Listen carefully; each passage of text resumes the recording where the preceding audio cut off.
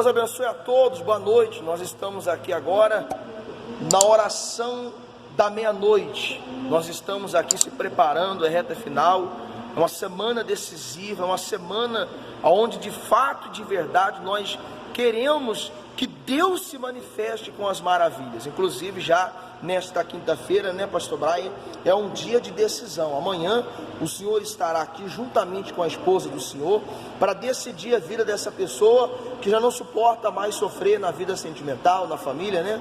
Sim, show, pastor. Boa noite a todos. Amanhã é o dia do êxito para a vida sentimental de todo o povo da terapia do amor. Pessoa que não aceita mais viver na escravidão. Amanhã é o dia da saída do Egito, a saída do sofrimento sentimental. Desculpa, pastor. 7h30 da manhã nós vamos estar na primeira palestra, 3 da tarde às 7h30 da noite. Com certeza você vai sair dessa situação. Você pode ver de fundo aqui, licença um pouquinho, coração. Você pode ver de fundo, o fogo no altar está queimando. O fogo do altar espera por você, meu amigo e minha amiga. Olha lá para você ver.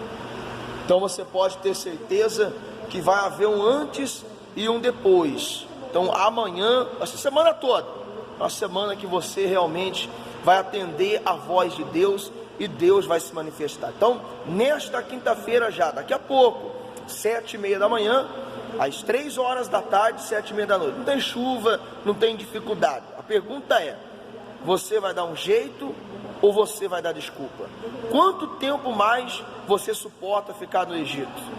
Pastor, não suporto mais. Então, nesta quinta-feira, você vai dar um jeito e não vai dar desculpa para estar aqui.